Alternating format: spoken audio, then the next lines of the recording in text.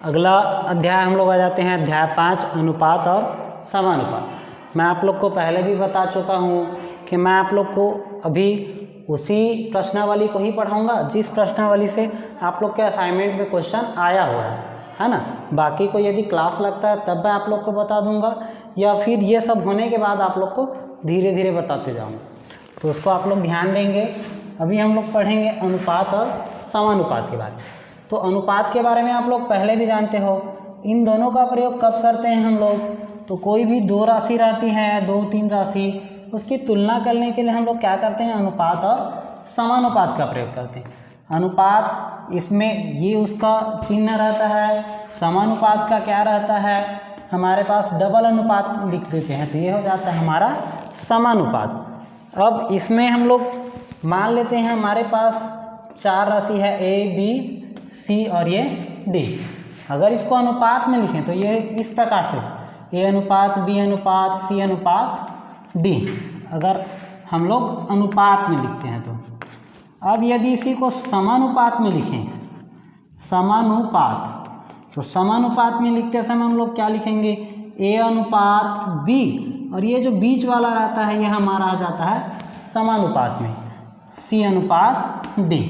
अगर चार राशि है और वो समानुपात में है, अगर इसको हम लोग हल करेंगे तो ये हो जाएगा A बटा B बराबर, समानुपात का मतलब बराबर भी है ना, C बटा D। समानुपात का अगर शाब्दिक अर्थ लें तो समान अनुपात। अब इसको हम लोग तिर्यक गुणा करेंगे तो A गुणित D और ये क्या हो जाएगा? B गुणित C होगा।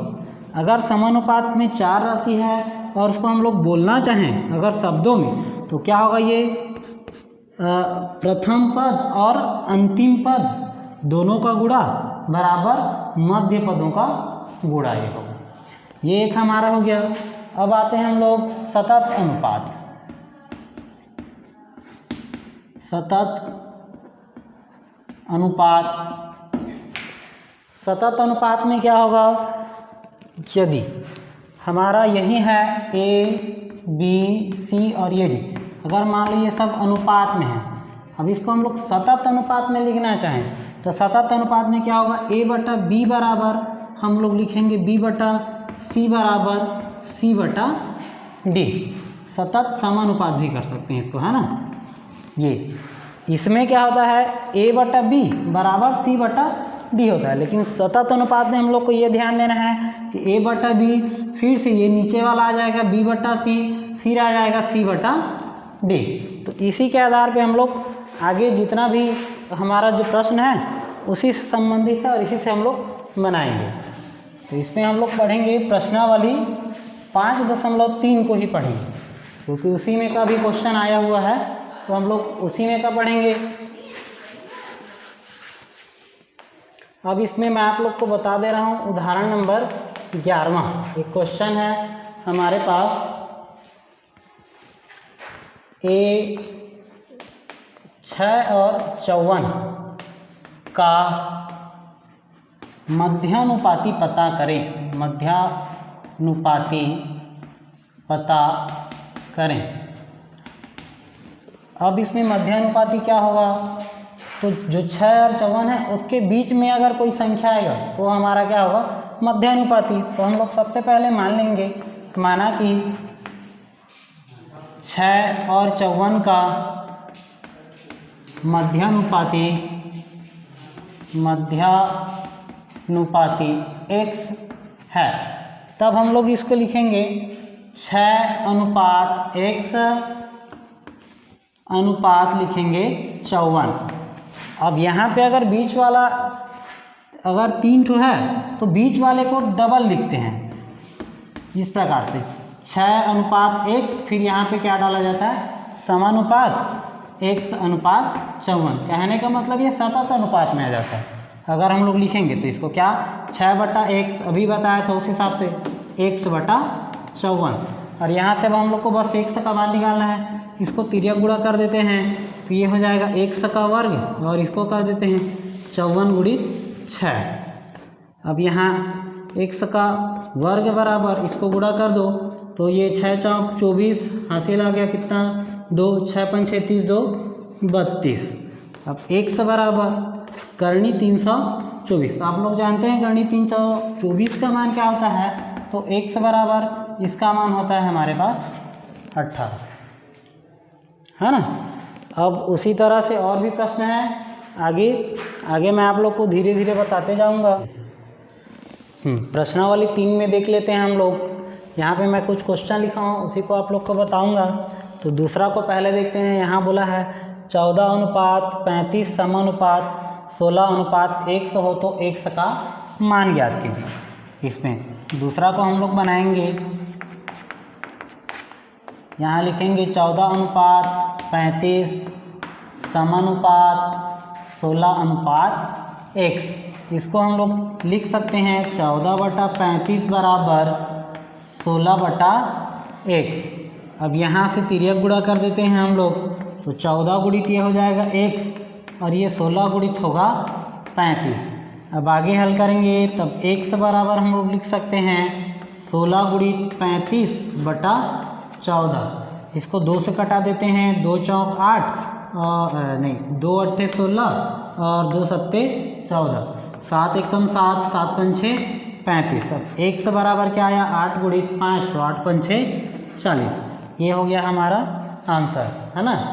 अब उसी प्रकार से अगला तीसरा देख लेते हैं हम लोग। इसमें बोला गया है 2xy x का वर्ग y का वर्ग का चतुर्थानुपाती पता करें। उसमें मध्यानुपाती मैं बताया था उदाहरण में आप लोग को। अब इसका चतुर्थानुपाती ज्ञात करना है, तो तीसरा के लिए हम लोग सबसे पहले लिखेंगे, माना कि चतुर्थानुपाती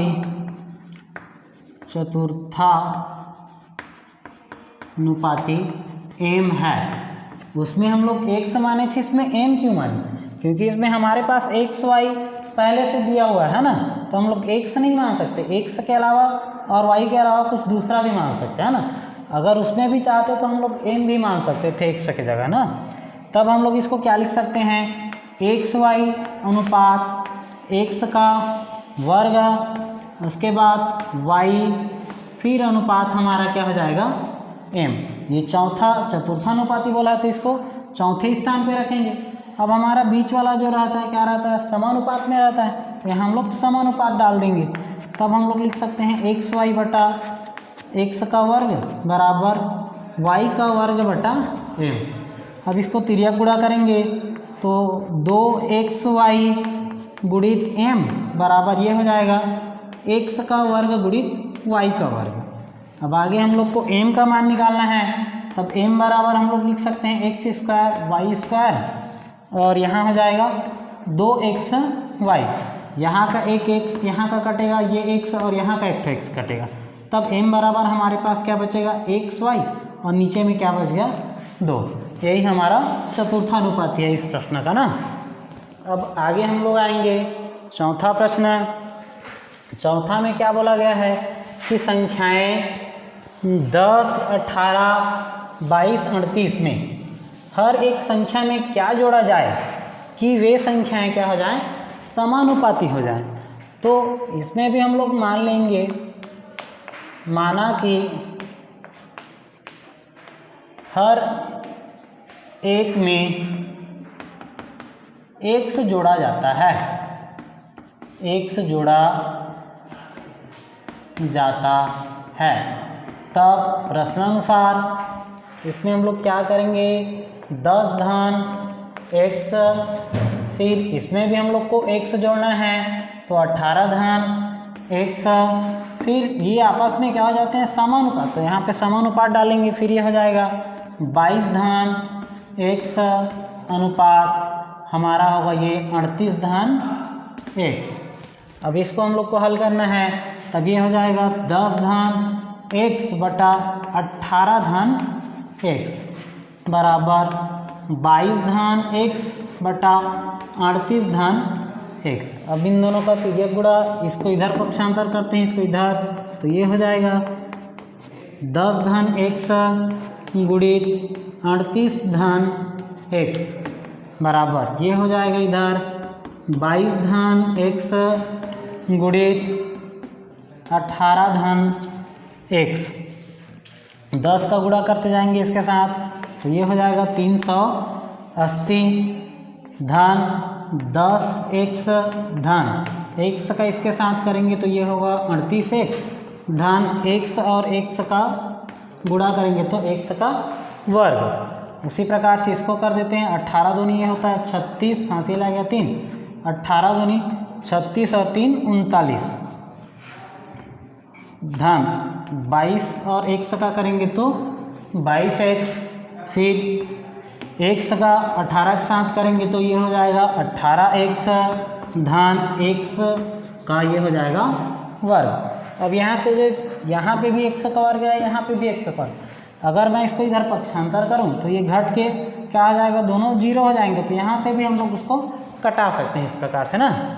अब 380 धन ये हो जाएगा हमारा 48x बराबर, उसको हम लोग लिखेंगे 396, 22 और 18 को जोड़ देते हैं तो ये हो जाएगा 40x। अब 40x को इधर ले आते हैं तो ये ऋण में आ जाएगा, 396 यहीं पे रहेगा, ये 380 को इधर ले गए तो ये होगा हमारा ऋण 380। अब आगे हम लोग हल करेंगे तो 48 में 40 घटाते हैं तो हमारे पास बचता है 8x बराबर, इधर हो जाएगा 16। अब x बराबर ये हो जाएगा 16/8, x बराबर 8 गुनी 16, अर्थात वह संख्या हमारा क्या है x, अर्थात इन सब में 2 जोड़ेंगे, है ना, x बराबर 2 आया है तो यदि 2 जोड़ेंगे सभी संख्या में तो सब आपस में क्या हो जाएंगे, समानुपात में हो जाएंगे। अब अगला देखते हैं हम लोग उदाहरण नंबर 13। यदि a अनुपात b समानुपात c अनुपात d हो तब सिद्ध करें a का वर्ग ऋण c का वर्ग बटा b का वर्ग ऋण d का वर्ग बराबर ac बटा bd। ये हम लोग को सिद्ध करना है। तब इसको हम लोग कैसे बनाएंगे, यहाँ हम लोग सबसे पहले मानेंगे, माना कि a बटा b ये है हमारे पास बराबर, इसको हम लोग लिख सकते हैं c बटा d, इतना के बराबर हम लोग मान लेंगे k, है ना।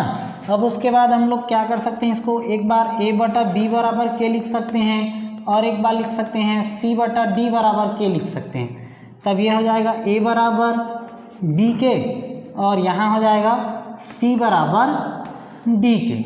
a और c का मान अभी आया है, अब इसके हिसाब से हम लोग इसको सिद्ध करेंगे।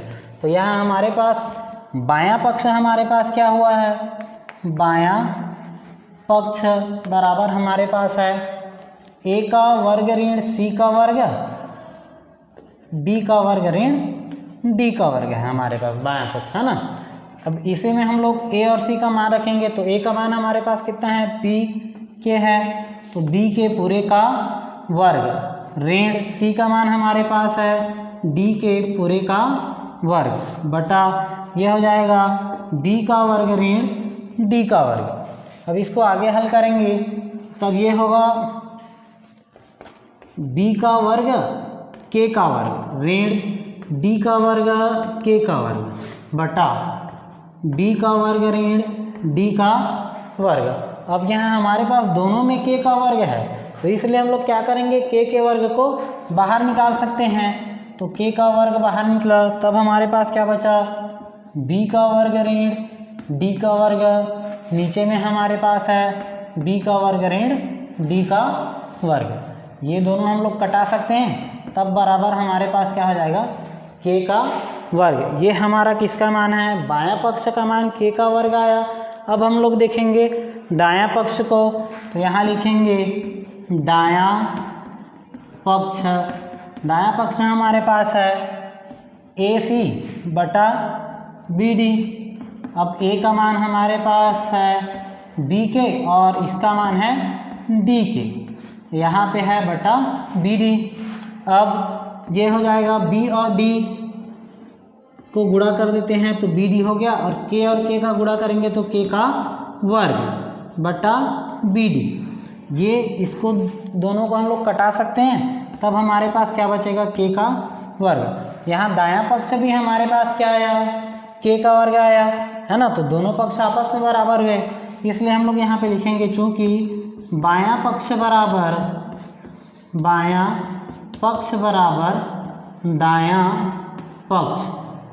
अब उसके बाद यहाँ लिख सकते हैं अतः कितना, ये जो मान दिया हो उसको हम लोग यहाँ पे फिर से लिख सकते हैं ना, अतः करके a का वर्ग ऋण c का वर्ग बटा b का वर्ग ऋण d का वर्ग बराबर ac बटा bd। यही हम लोग को सिद्ध करना था।